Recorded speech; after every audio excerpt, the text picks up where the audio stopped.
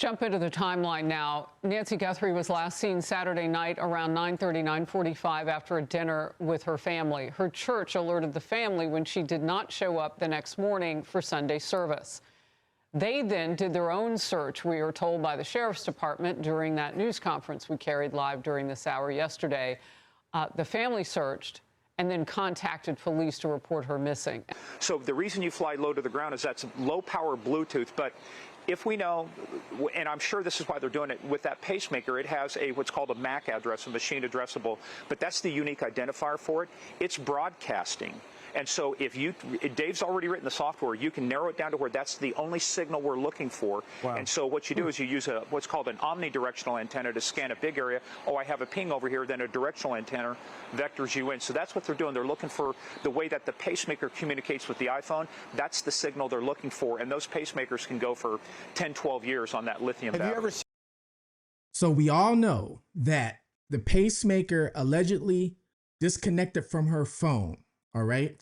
And this is how they are supposedly getting a time frame from when she left the house because of the pacemaker being disconnected from the app. Then we all know they were out there searching for the pacemaker with a device. Well, this pacemaker, it might be deeper than what we think.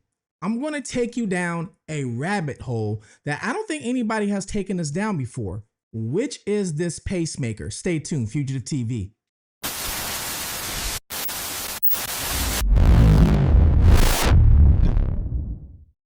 Welcome to Fugitive TV. I am your host, Ray Marcel. And what we do here is we take a look at cases of missing people, true crimes, any case that needs a different perspective. Because see, I was once a fugitive on the run from the law myself. I actually evaded the law for 15 years. I lived in different countries under different names. Then eventually I turned myself in. Now I have this YouTube channel. I help other family members locate missing people. I even help them locate fugitives that have done something horrific to family members. Because why? I know what it takes to vanish. I know what it takes to evade the law because I did it. So I know exactly what they're thinking, probably their next move. And it's a little bit easier for me to look and put myself in those shoes. Well, I've been covering Nancy Guthrie since day one, since she's been missing. And for you guys that's been following me, you guys know this. So we've gone down a lot of rabbit holes. We've gone down the family theory. We've gone down the bandmate theory. We've gone down the Luke Daly, Kayla theory. We've even taken it to Iran, okay? With the woman that's originally from Iran that owns multiple businesses that is a multimillionaire, okay? We've even taken this that far. But there is one key piece of evidence that we constantly hear about, but we don't go into the root of it. That would be Nancy Guthrie's pacemaker. Now you might be thinking, yeah, we know about the pacemaker. It got disconnected and things like this, but listen and follow where I'm going with this, okay? Because this is about to go deep. Now I've taken you into I did a video on how Savannah Guthrie connects with the Epstein files. I did a video on that, okay?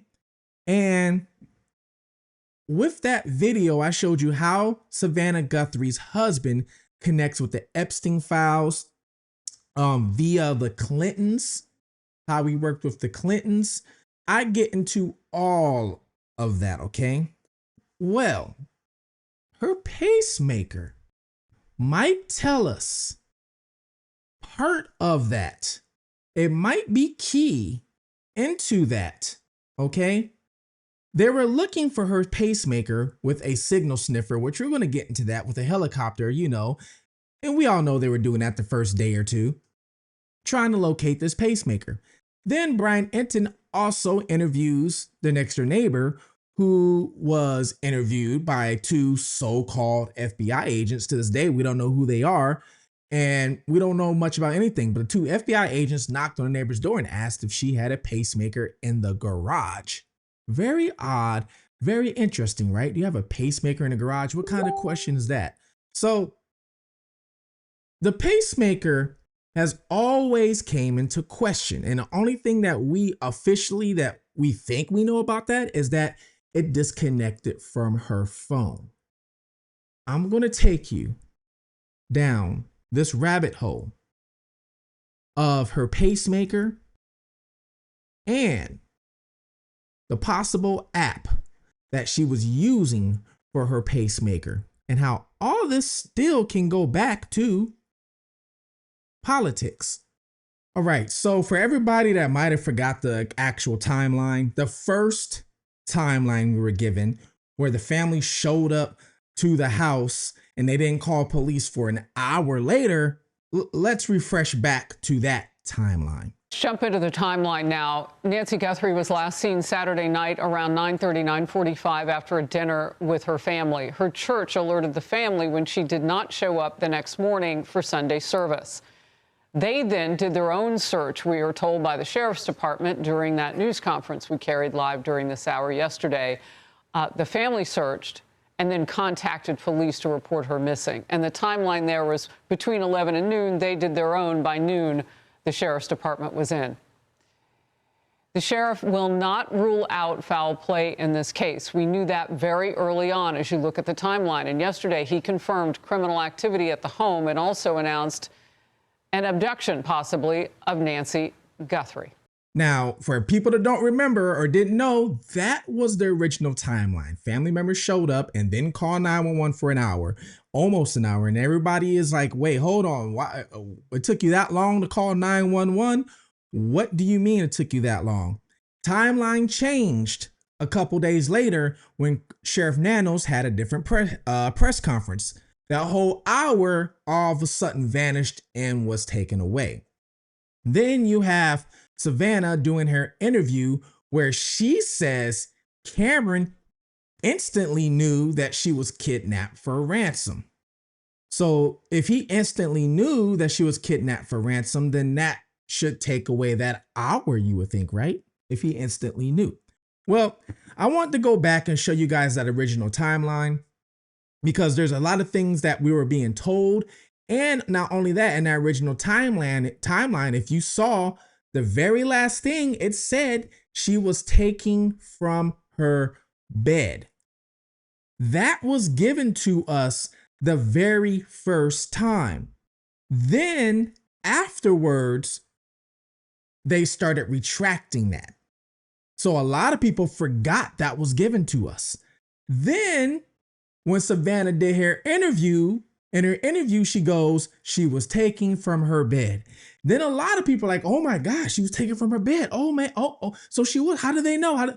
They told us that in the very beginning of the timeline, like the very first day or two, but we just forgot that they told us that because of all the backtracking they were doing after that first original timeline. So I don't know if they gave us too much information at first, they gave us information that we weren't supposed to know, or we were given information, let's say a little bit, and let's give them enough information, but they accidentally gave us too much. Just like the video of the masked perpetrator at the porch, which I told you guys through my source in Pima County, when those images were first put out, all the still images of him before we got the video, because they put out the pictures first, then a few hours later, we got the video.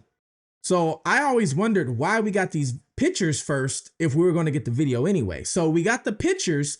And if you remember, in the mix of all those pictures, those still frames, we got the one picture of him without the backpack.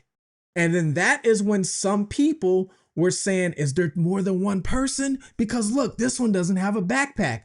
That was before the video was released.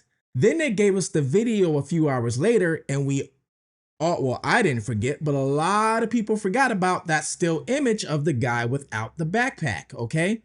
So people are looking at the video. Why go look at the pictures when we got the video, right? Why? So we're looking at the video. Then what? Maybe a month later, then they give us the picture of, which they already gave us, the guy without the backpack. And they're saying, oh, this happened on this date and this time. None of these pictures have a time frame. None of these pictures have stamps on them, timestamps. None of them do. The one video that has a stamp on it that came from a ring cam is the one with all the cars passing by that one neighbor's house, where eventually the one car that's suspicious ends up being a Kia Soul. That is one of the only videos we see to actually have a timestamp on it. But why the rest of these we don't have a timestamp? Pictures, no. We have to take their word from it that this video or picture came from this day, this time.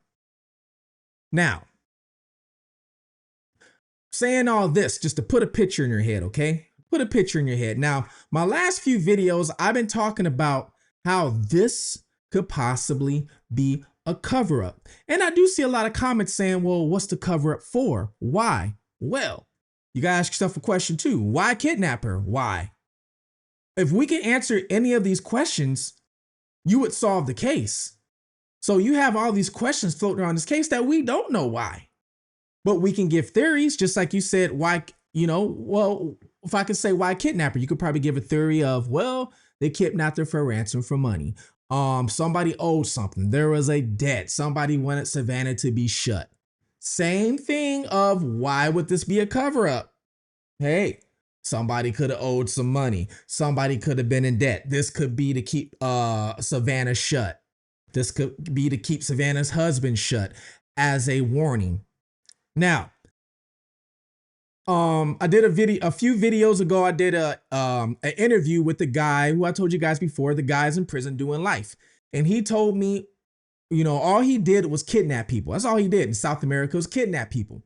And then I asked him a question: did you ever leave a note when you kidnapped these people? Did you ever? He said no. A lot of times he didn't, because the person, what he explained to me, which made a lot of sense. This makes a lot of sense, people. It's hard for people, I guess, to fathom this if they never lived that life. Me being in the underworld, I can understand it. So I'm going to try and break it down for you, maybe so you can understand this too. Well, he said a lot of times the people that got kidnapped, okay, they got abducted because a family member, a lot of times, will be a political figure down in South America. This political figure could also be associated, let's say, with the opposition or gang related, or a lot of transactions and money goes back and forth between political figures and the streets. A lot of people don't know this. A lot of people are able to do certain things in the streets because they're paying off law enforcement. They're paying off political figures. For example, the cartel member that they captured, or they killed right after Nancy went missing, right after the Iran war broke off, El Mucho, you know how they pretty much offed him, terminated him? Well, what a lot of people don't know is that he was paying off the Mexican president. He was paying her off, okay? Eventually, she stopped taking the payment that we know of. So she was getting paid off, allegedly. There is a phone call that kind of got swept under the rug of him talking to her assistant. Before they went and found him, he's talking on the phone call, talking about, hey, you were good enough to accept all my money before, so what's going on now? So this doesn't just happen in Mexico, people. This happens all over. Why do you think some tunnels going from Mexico, and for you guys to follow my story, I've told you, I've been through some of these tunnels before, going from Mexico into Arizona, into Texas, okay? Why do you think some of those tunnels are still there? Somebody's getting paid off. Some people know those tunnels are there, but they're getting paid off just to stay shut and keep their mouth shut, okay? Everything is almost a transactional weapon, all right? Now, and well, when I asked him, do you leave a note or anything like that? He said half the time, no. Because the family member already knows exactly why their loved one was taken in the first place. Makes a lot of sense. Guys, this happens a lot on the streets with drug dealers. Happens a lot with them. Even sometimes rival gang members. It happens a lot with them. Let's just say, for example, rival gang member, okay? I grew up in Los Angeles, California, home of the Bloods and Crips, the MS-13s, you name it, I was surrounded by them. That was where I grew up, okay? If there was a drive-by shooting, okay, let's say on Crenshaw Boulevard, there was a drive-by shooting in front of a certain gas station that we all know that gas station, a group of individuals might always hang out at that gas station, and those group of individuals could be part of a certain gang. That's the gas station they hang out at, all right? Somebody commits a drive-by on that gas station, all right? It's obvious it's one of their enemies, it's one of their opponents, things of that nature, okay? It's not random. Somebody came and did it. Now, they don't have to leave a note on the sidewalk and say, hey, we did this to you. They are automatically going to know, all right, such and such did this. Word kind of gets around on the street. And then what they're going to do is they're going to go out and get revenge, sometimes within the same hour or two. For you guys that live in Chicago, especially on the south side, or lived in the Greeny Greens area in Chicago, you know what I'm talking about. Sometimes that revenge might come back in an hour. I've watched Chicago news, okay? When I was out there a long time ago, there was about 4 drive-by shootings within one night. They went on one neighborhood, did a drive-by shooting, okay, to the opposition. When the news cameras and police show up, all right, the people who got shot at, they're out already shooting at few blocks down at the people who shot at them first. Now the news camera, oh my God, they're shooting over here. Now they're running over here. Then it goes back. I've seen it. None of them are leaving notes, so they automatically know.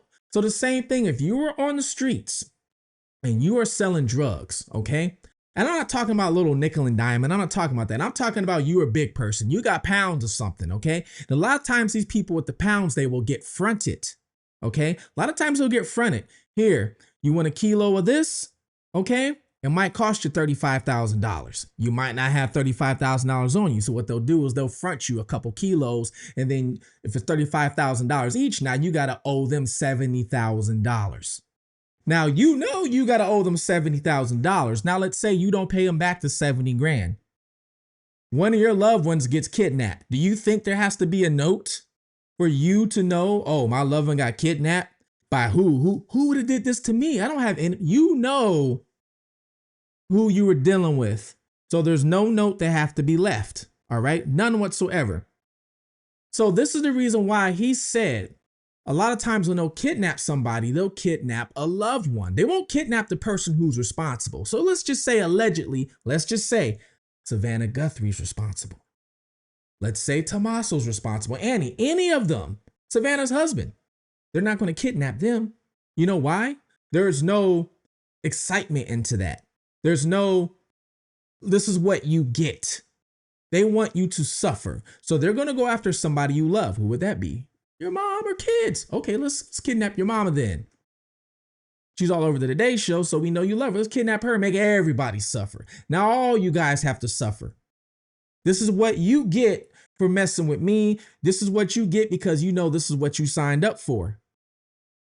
Now, I'm not saying any of them owe money, but what I'm trying to do is give you an example of when people ask that question, hey, what could the cover up be? You know, or why could they have kidnapped Nancy? You know, we really don't know. But what I can do is give you a perspective of how the streets work.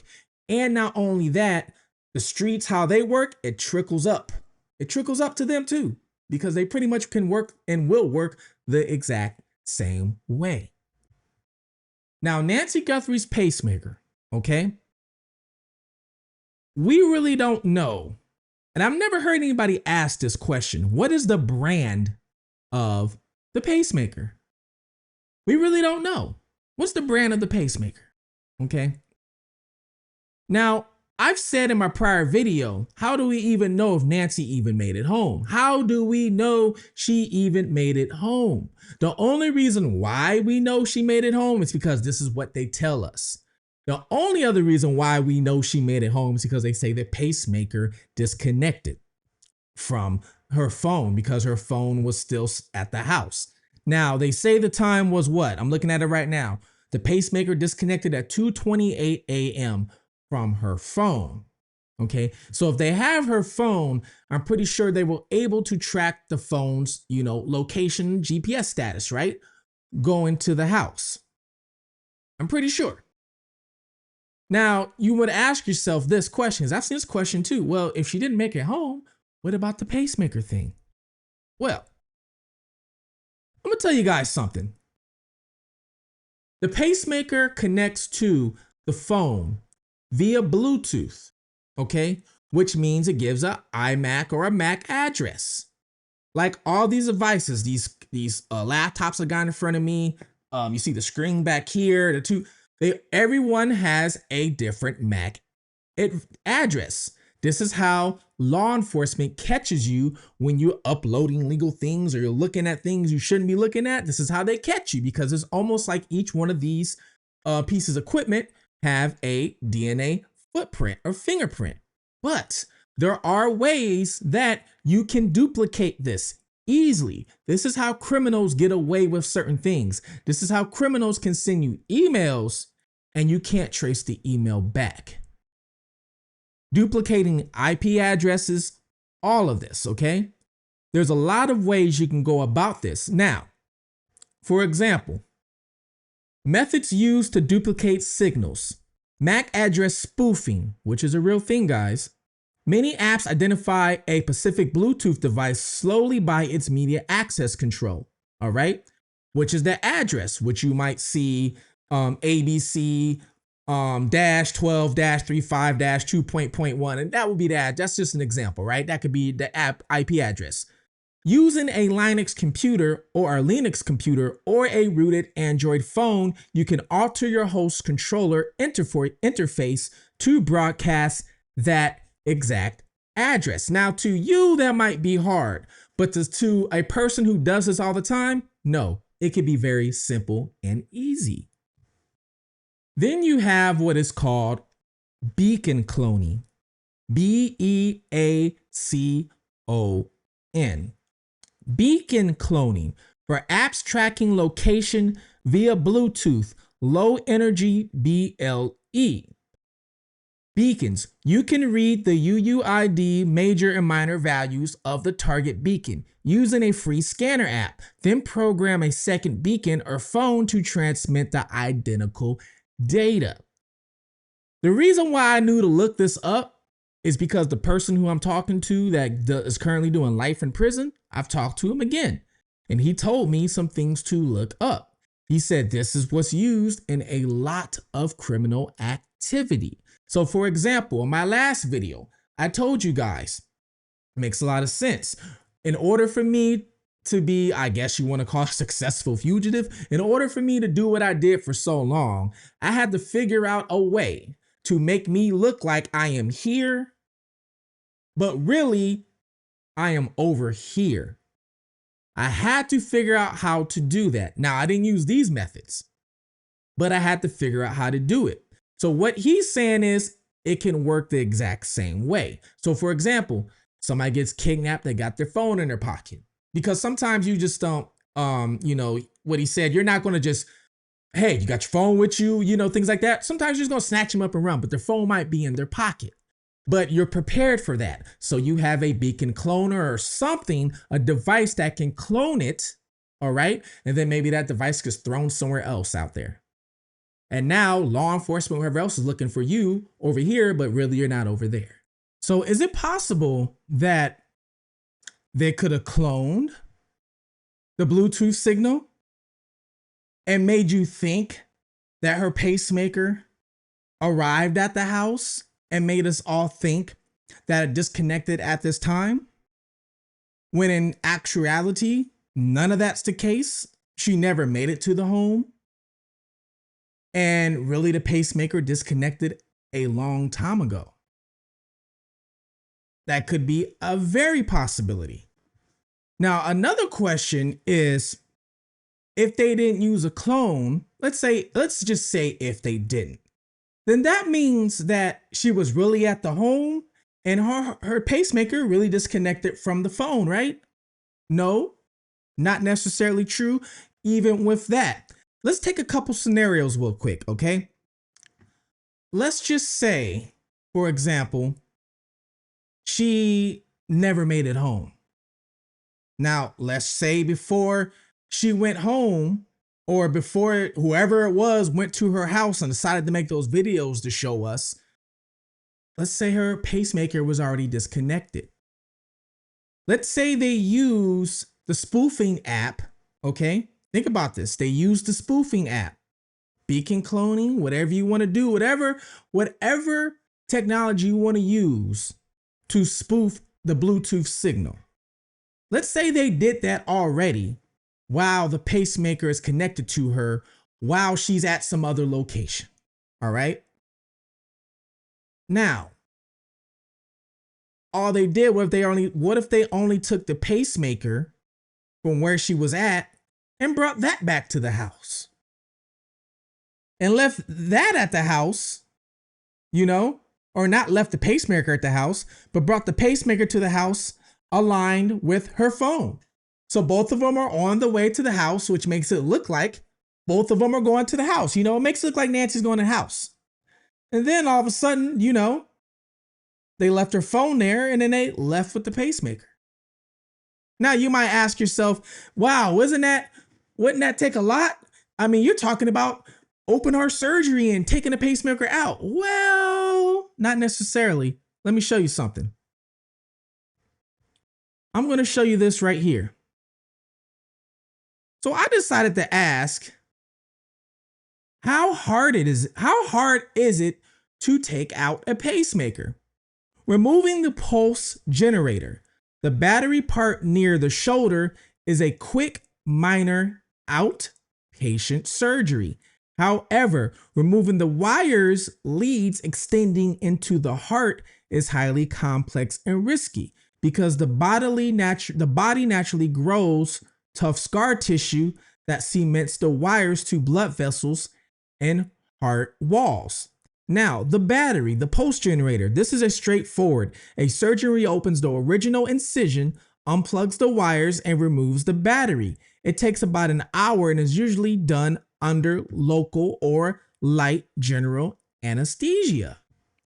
And just in case if you wanted to know, the battery it's like a built-in antenna, and that's what gives out the Bluetooth signal.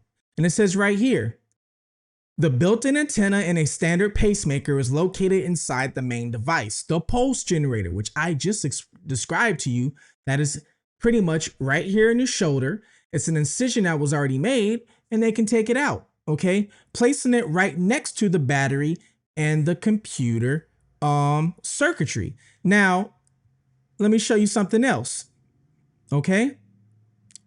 Many modern day pacemakers feature built-in Bluetooth Low Energy, BLE. Okay. BLE, which stands for Bluetooth Low Energy. Now that I showed you BLE, Bluetooth Low Energy, can BLE be cloned?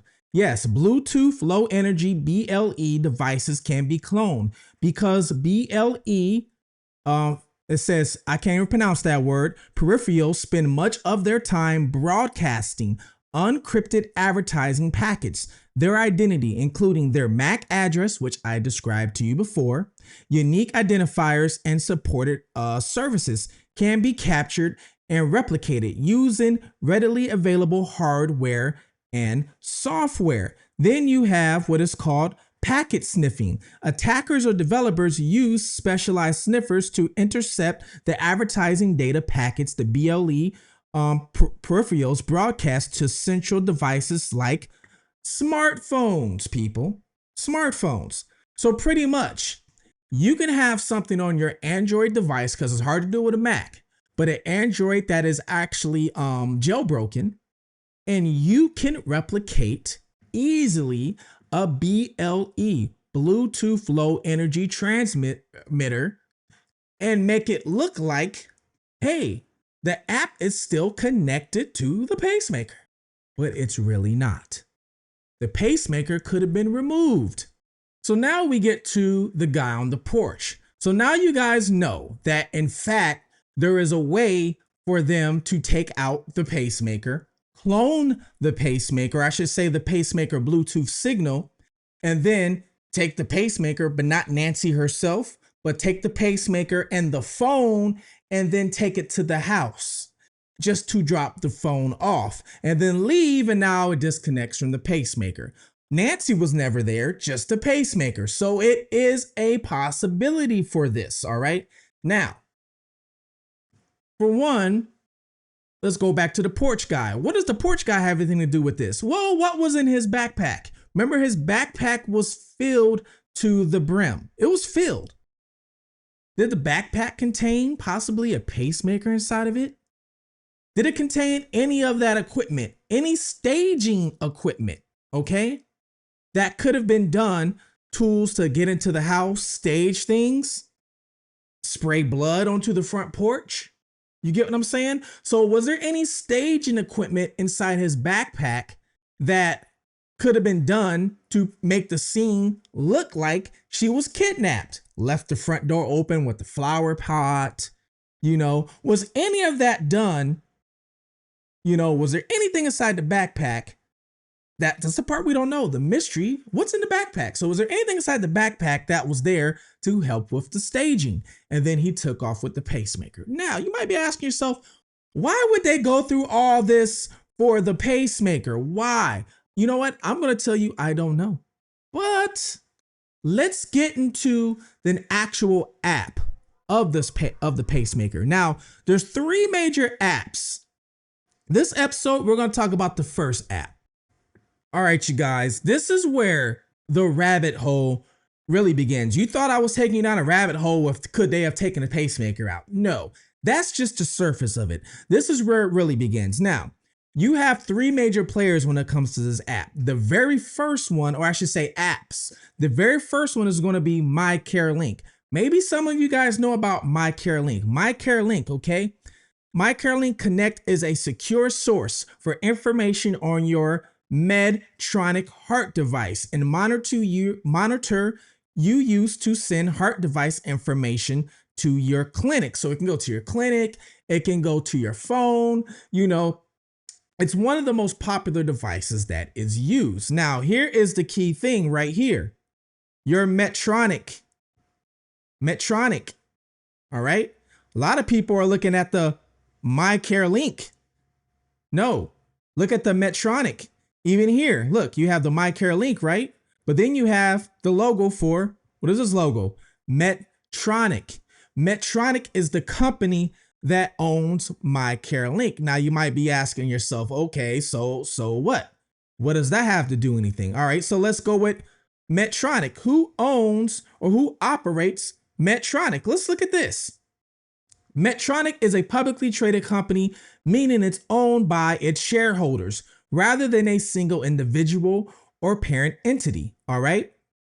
Meaning that this company is on the stock market. You could buy shares of this company. So the shareholders own this company. All right. It says the majority of its ownership is held by large institutional investors with mutual funds and firms like Vanguard and BlackRock being the largest block holders. Okay. So Vanguard and BlackRock. Well, let's take a look at who runs BlackRock. All right. BlackRock CEO is Larry Fink. All right. Larry Fink. Larry Fink has developed a pragmatic deal-oriented working relationship with Donald Trump. All right. With Donald Trump. These two have been working very well together. All right. The Panama Canal deal. Fink successfully pitched and orchestrated a $22.8 billion infrastructure deal, giving BlackRock-led coalition control of 2 strategic ports at the canal. BlackRock is going to own and control, okay, one of the most major ports in the world, which is down the Panama Canal. All right. Do you guys remember the whole thing about us reclaiming the canal that was going on last year? Well, Larry Fink and BlackRock helped orchestrate this. Okay? Fink has broadly supported Trump's goals of unleashing private sector capital and boosting national economic independence. He has also voiced concerns about the deflammatory risk of strict, widespread tariffs. All right. This is not the only thing Larry Fink and Donald Trump agree on. Now, Larry Fink and Donald Trump also have these structural agreements with privately owned federal prisons. Now, I don't know if you guys know about this, but there's always been controversy about privately owned federal prisons. You know, we're one of the only countries, okay, that allow privately owned prisons, meaning me, you, and a couple friends to get together and build a prison, and now inmates are getting housed in our prison on our terms. Long as we meet the minimum standards, we can pretty much do what we want to do with these prisoners. Now, you might be like, so what? Okay, but now what you're doing is now you pretty much can own slaves. You're like, okay, yeah, they're prisoners, but what you're doing now is you're putting these prisoners into work camps. You got them working out in the fields. You got them making license plates. You got them making things for race horses. You got them making all these things for maybe $1.50 an hour. While the customer might be paying you $30,000, you're paying the inmate $1.50 an hour. Now, some people are like, so what? Okay. Oh, well, whatever. But then you have some people that are like, that's not fair. You shouldn't be able to profit off of pretty much slave labor is what you're calling it, right? So there's always been a controversy between these two, all right? Now, you might be thinking, okay, so what? Larry Fink runs BlackRock. BlackRock owns the app that possibly Nancy Guthrie could be used to. But Larry Fink is also pretty much buddies, allegedly, with Donald Trump. Now you might be thinking, all right, but still, it said the other company. It said the other company. What about Vanguard? Vanguard was also a company that owns a lot of shares of, of the app. Well, let's take a look at the other company, Vanguard.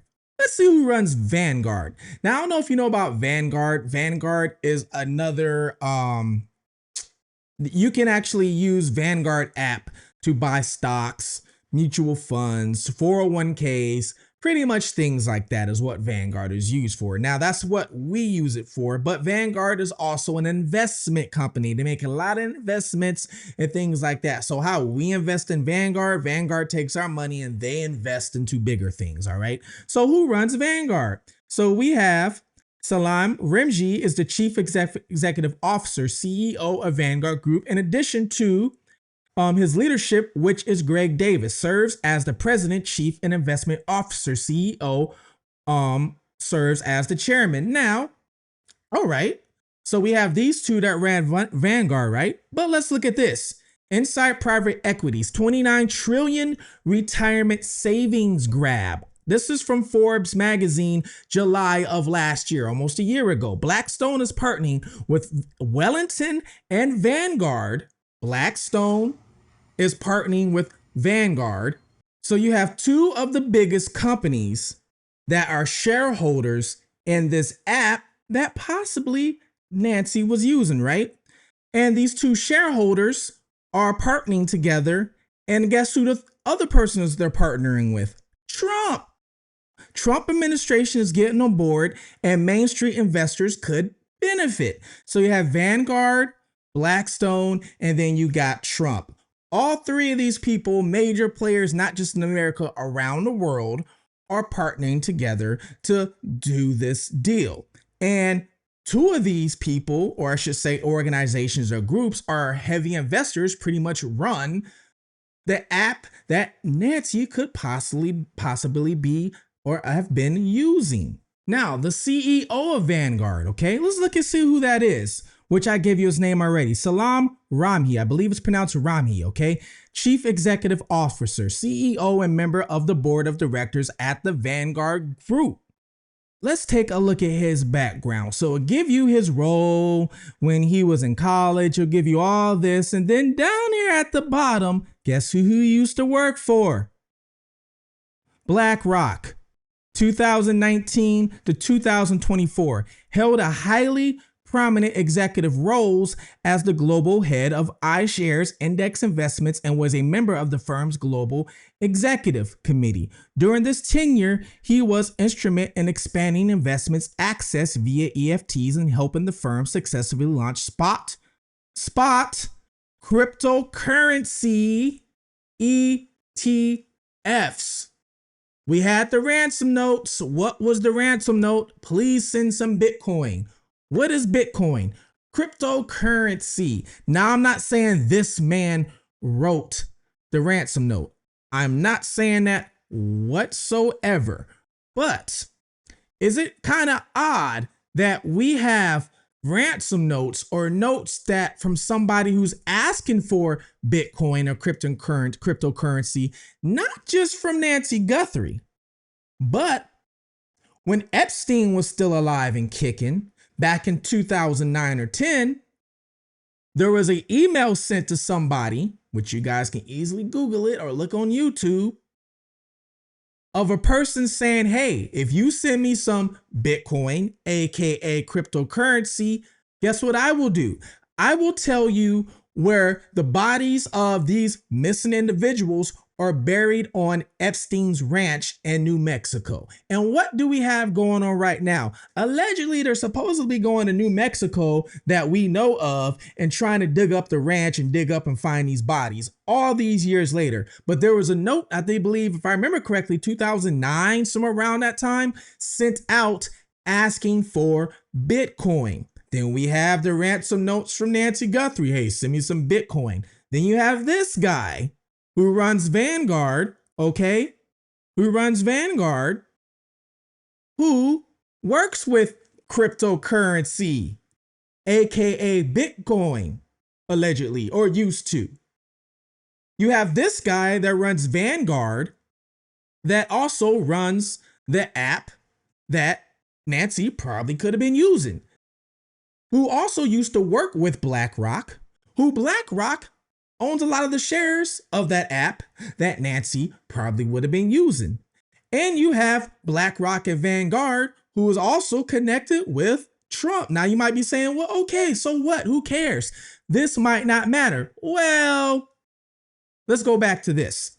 Remember, Savannah Guthrie pretty much had it out for Trump at one point. Now, we don't know if she still does, but we all know about the heated debate. I advertised this. I showed you clips of the debate back when Trump was even first running for president, how she pressured him and trying to answer these questions. They were having an argument back and forth and all kind of things. And people on the Democratic side were praising Savannah. Like, yes, you did your thing. You held your own, girl. You held your own, girl. Then you had people on the Republican side saying Savannah wasn't bringing any facts. She was lying. You had these two sides pretty much fighting with each other. Then you have Savannah also interviewing the people from the victims of Epstein, okay?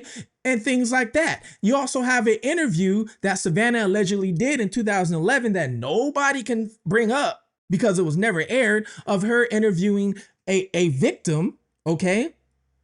And who knows what this victim told Savannah? Who knows what this victim told everybody else in the room? I wonder, and I cannot find it anywhere online, who was all in the room during this interview? We know the cameraman had to be there, right? Who else was there? Whatever happened to the cameraman? Was there a producer? What happened to these individuals? Are they missing? We don't know about it. Did they pass away? And we don't know about that either. So I wonder about what happened to that interview? Why that interview never aired? What did that victim say? Who was the victim in the first place? But we might not ever find out. You know why? Because if you look online and try and find it, it's all been scrubbed from the internet. Something Savannah Guthrie's husband, Mr. Fieldman, does a lot of, because allegedly he was the fixer for the Clintons, which I did another video on, and a fixer for all these other people, okay? Even before the Clintons, all right? he has a company where all they do is fix people and fix things. And matter of fact, with this company, who's one of the people that helps run the company? An Epstein. And I can't even find if there's any fact or fiction that this Epstein is related to the Epstein we all know about. And now you have Nancy Guthrie, her Facebook page. Now, this is her Facebook page. Now, if you just go to her Facebook and you look at her Facebook page, you can obviously tell she didn't like Trump. She didn't like the Republican Party. All her posts on politics was against Trump or the Republican Party. Now, right here, she has from October 15th, 2020, I am so proud of my daughter, Savannah. She handled this with grace and kindness in the face of evil. She persisted. Thank you all for your many prayers. Yeah, though I walk through the valley of death, I will fear no evil. So, who was Nancy Guthrie talking about? October 15th, 2020. Who was she saying her daughter looked evil in the face? So who was evil, you might ask? Well, if you scroll up on the same exact day, October 15th, fact checking the Trump and Biden town halls. Biden had a town hall. Trump had a town hall. Go up to the next one. October 15th, 2020. She puts the B at. Savannah Guthrie gets answers from Trump by setting a fast-paced following up. So, she was talking about the town halls, when Savannah did the town hall with Trump and started pressuring him. All those questions she was asking Trump. Who else would she be calling evil? So that day, she was calling Trump evil. Then if you go to the comments, we were watching the Biden town hall, but switch over to Trump's town hall a couple of times for a few minutes. We were so impressed with your daughter. I kept saying she should have been a moderator at the first debate they did. She really knew how to hold her own and persist. You have a lot to be proud of with the way she handled herself. Trump kept talking in superlatives and she kept returning the concrete facts. So you have most of the people on here pretty much calling Trump a BSer and everything else you can think of on here. Pretty much saying the family's proud of Savannah and all that. So, look, vote, make a plan. Vote, make a plan. A picture of Tommaso and Annie. I mean, you don't have to be a rocket scientist to see exactly I'm pro-life and pro-Biden, where she stood at. But she called Trump evil. All right. Okay, so you have all these major players that are mixed in with Nancy's daughter, Savannah, all right? Then you got the Epstein files dropping. You got Savannah's husband, all right, who's mixed in all the, you have all this stuff going on, all right? And we're not done, people. We're not done. We have Savannah. Who does Savannah work for? Savannah works for NBC. Now, for you guys that don't know, NBC is a company. Yes, it's a media company. This is Savannah's boss. All right. They give her the check. They tell her what to do. They can fire her. They can hire people, whatever they want to do. Now, who owns NBC? The way these companies work, you guys, there's a mothership and all these little umbrella companies underneath it. Same way it works with record labels. You might see 100,000 record labels, but really around the world, there's maybe 7 or 8 major record labels, if that, and they all own the little ones. Same thing with these cable stations, all right? Just like you have ABC, you have ESPN, but guess what? ABC is owned by Disney. ESPN is owned by Disney, you know, and the list goes on. So who owns NBC? NBC is owned by, since 2004, the Comcast Corporation. Now, you might be like, all right, the Comcast Corporation. Yeah, okay. So, who do we think owns the Comcast Corporation? Guys, who do we think owns Comcast? Well, let's look this up. You're going to see it in real time with me. Here's a thing where a lot of people are going to miss, people. Comcast Corporation is a publicly traded company owned by a combination of institutional investors. So once again, we have another company that's publicly traded, meaning you guys can take your phones right now, okay? Download any stock app and buy stock into Comcast. Now you guys own shares of Comcast.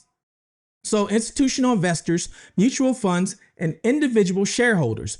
While it is widely held, Chairman and CEO Brian L. Roberts maintains effective voting control of the corporation through his ownership of the company's unlisted Class B common stock. Now, if we go down here, the major institutional shareholders. Are you guys ready? Because Comcast is a massive publicly traded entity of the NASDAQ under the ticker symbol CMSA, the remaining majority of the company's economic equity is owned by large financial institutions. The largest institutional investors include Vanguard, holds the largest percentage of publicly traded shares. Under Vanguard, guess who you have? BlackRock, one of the largest shareholders, owning about 74% of Comcast. So is it just a coincidence? We have an app that Nancy could have been using, okay? That's owned by a company that's owned by Vanguard and BlackRock, all right? And we have BlackRock that's making deals and backing up Trump so they can have the Panama Canal. Then you have Vanguard, their CEO who used to work for BlackRock, who works for Vanguard now, partners with BlackRock and Trump for investments, retirement shares, and every other fancy thing you could think of on this earth.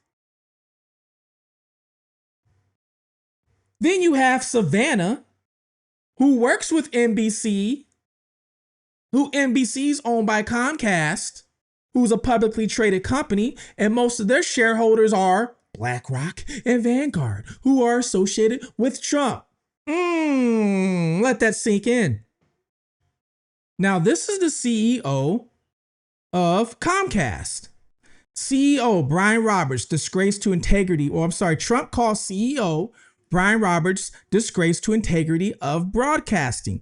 President Trump called Comcast and Brian Roberts, its CEO, disgrace on Tuesday, posting on social media platform Truth Social. Trump criticized some of Comcast television networks before insulting the company in his head, taking a shot at CNN as well. Wow, fake news. MSNBC has really bad ratings. In fact, not much better than the broken broadcasting disaster known as CNN. Trump wrote, Comcast, which also has the airing network known as NBC, is trying to stay away from lawsuits by disassociating NBC from MSNBC, but it won't work. Comcast, the owner of both, and its chairman, Brian Roberts, are a disgrace to the integrity of broadcasting, okay? So now you're looking at this, all right, so Trump had beef with Brian Roberts, but this doesn't make sense.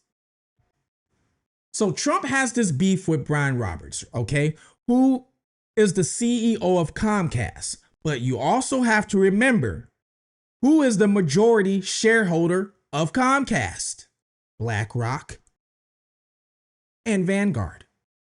Now, for you guys that really don't know, I would say maybe how the shareholder process works, or let's say business works, especially stock. If a company owns a majority amount of shares in a stock, a company, and let's say this company decides, oh, we're going to sell all of our shares. that can send a bad signal or a bad sign to the other investors who own shares. Because now they're looking at, wow, you guys own the most shares out of all of us. Okay, you guys are the biggest share. Why did you just sell all your shares? Oh, we need to sell ours too. Now the stock plummets.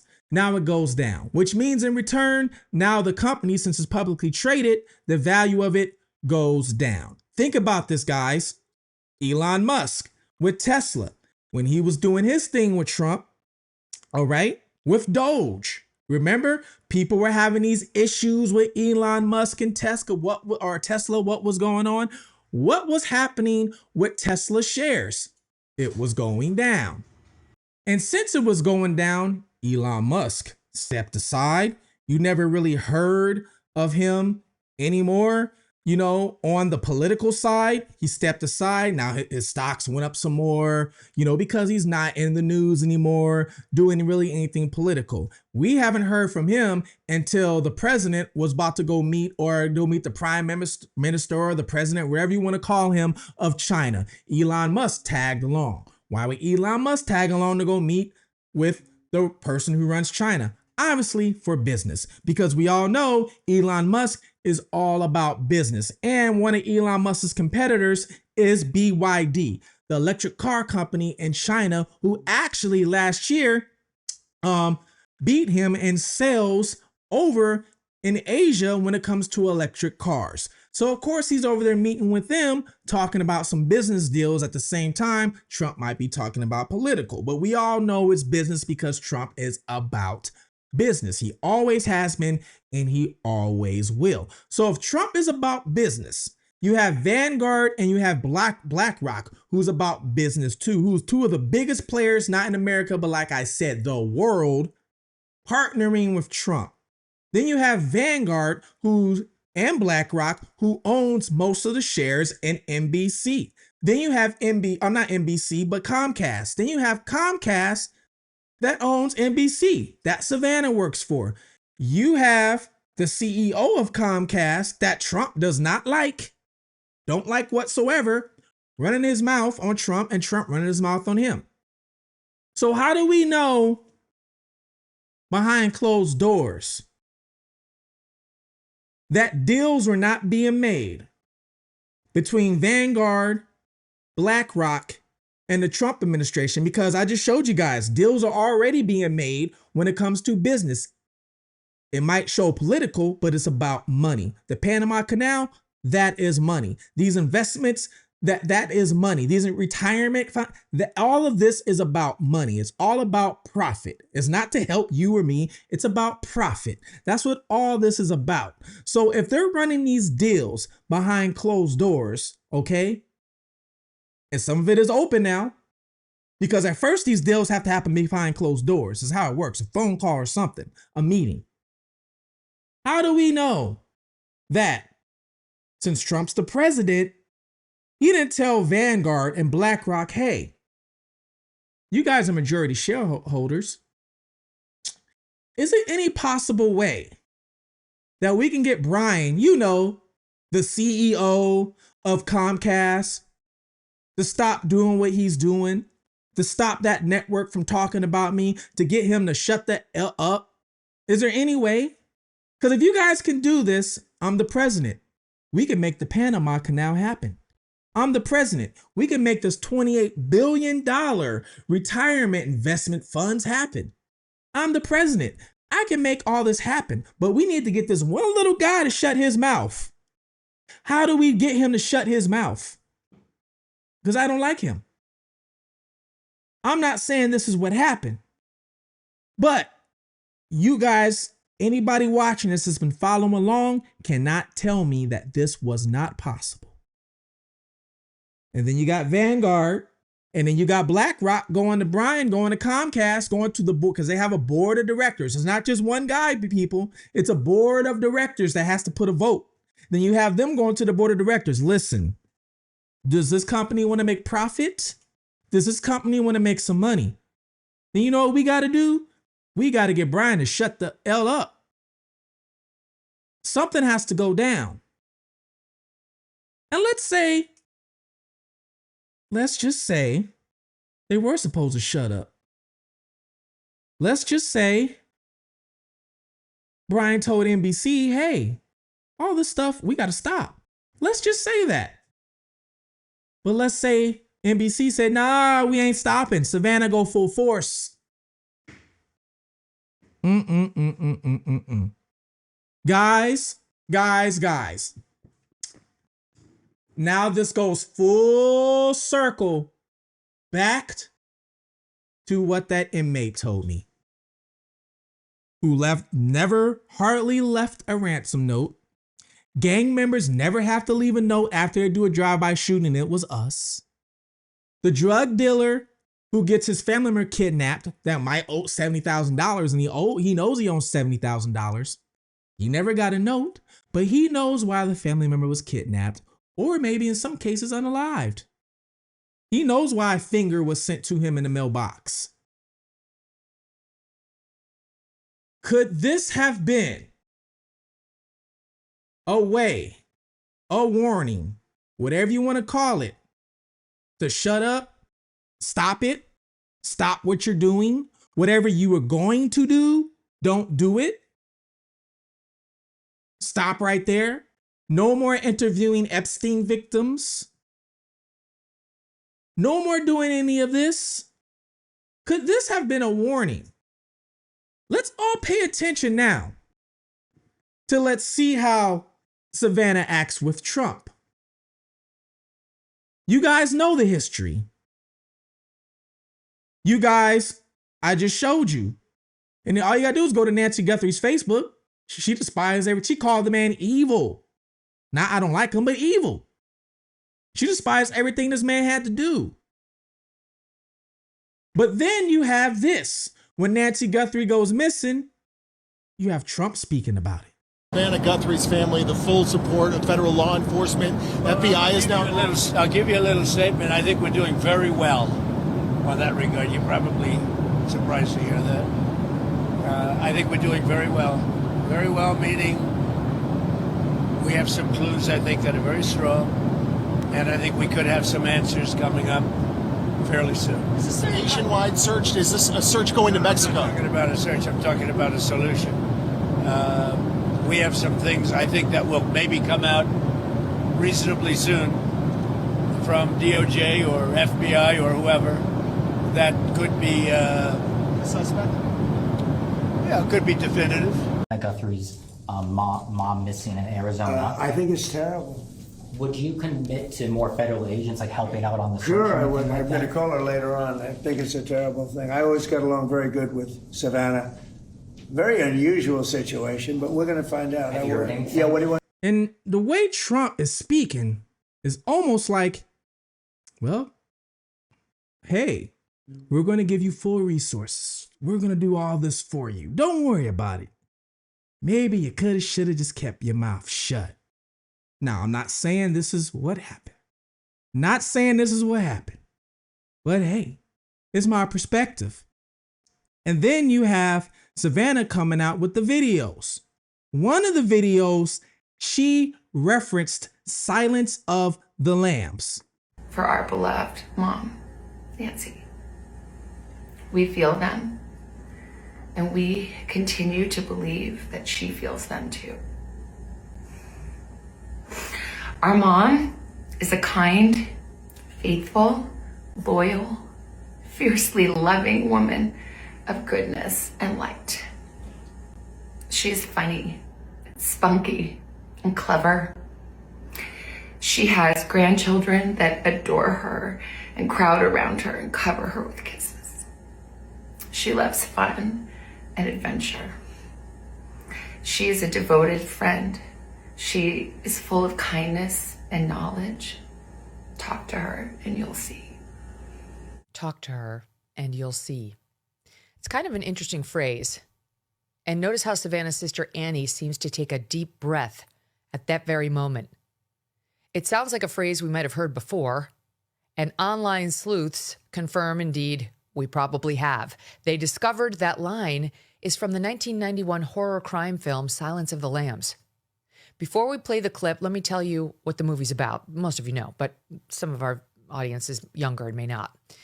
The main character, Clarice Starling, is played by Jodie Foster. Starling is investigating the kidnapping of Catherine Martin, the 25-year-old daughter of the fictional Senator Ruth Martin. Catherine, the daughter, has been kidnapped by Buffalo Bill, a serial killer who skins his female victims. In the scene where the phrase "talk to her and you'll see" is used, it's the kidnapping victim's mother, Senator Ruth Martin, sending a message to her daughter's captor. And not only did Savannah use the line in Silence of the Lambs, watch this. Donald Trump's frequent mentions of the Silence of the Lambs, especially the fictional character Hannibal Lecter, became one of the most prominent and baffling reoccurring motifs of his campaign. He constantly referenced Lecter while discussing immigration and border crisis. Then we have right here, the rally rant. Trump regularly brought up the late, great Hannibal Lecter during his campaign speeches and rallies. In these tangents, he frequently conflated migrants and asylum seekers crossing the U.S. border with violent criminals, mental patients being released from insane asylums, referencing this is as Silence of the Lambs stuff. He often praised the fictional serial killer as a lovely man. Who would have you for dinner? All right. Trump did not just limit the references to local campaign stops. He elevated the fictional serial killer to the national stage. He notably included the Hannibal Lecter bit in his nomination acceptance speech at the Republican National Convention. The aftermath and defense. The reoccurring reference draw immense criticism from opponents and media pundits in response to why he continuously brought up the character. Trump and his team argued it was an effective campaign strategy.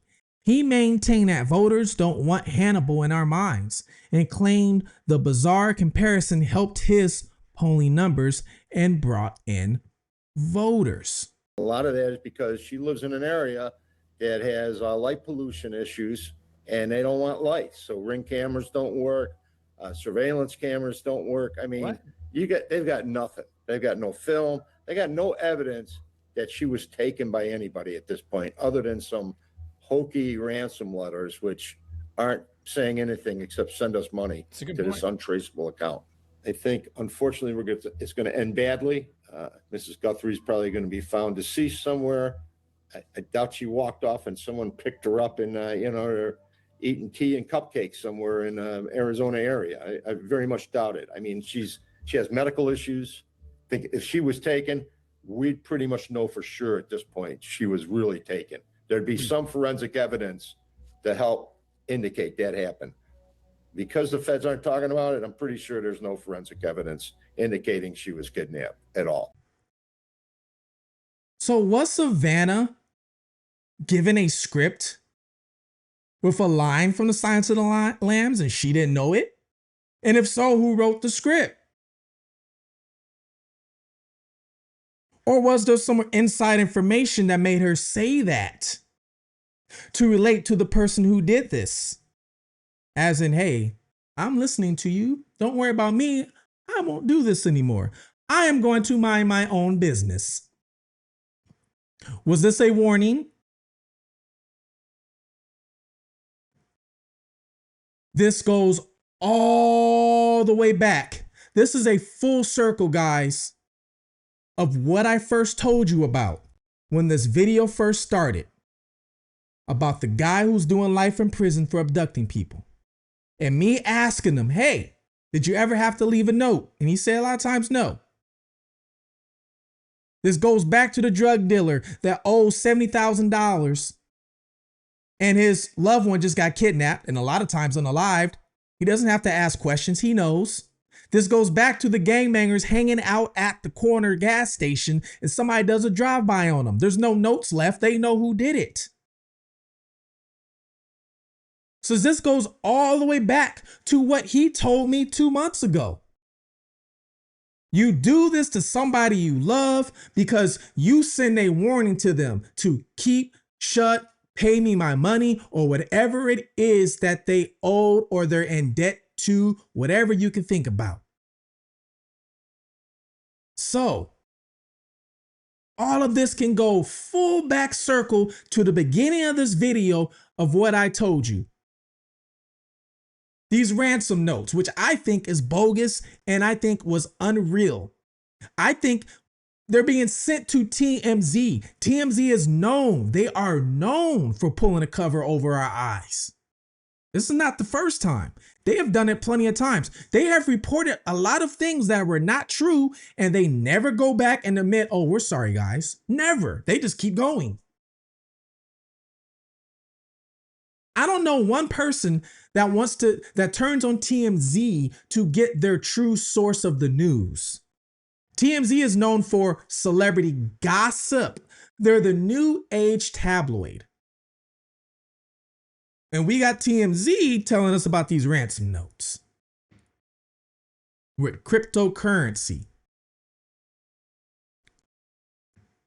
I firmly believe there was never a ransom. I think these ransom notes were sent in a way to distract us, to add to the story of her being kidnapped. Now let's hold her for ransom. And here's the thing. If Nancy was never alive, we would have never saw proof of life, because that means Savannah would have never paid the ransom. Because if she paid the ransom, there's no Nancy to give you back anyway. So that Savannah have to go along with the story? Is anything I said to you today, does it make sense? Let me know today, right now. Does this make sense? The missing piece of her pacemaker and how highly her pacemaker, that pacemaker, is connected to all these individuals. Just a pacemaker, guys.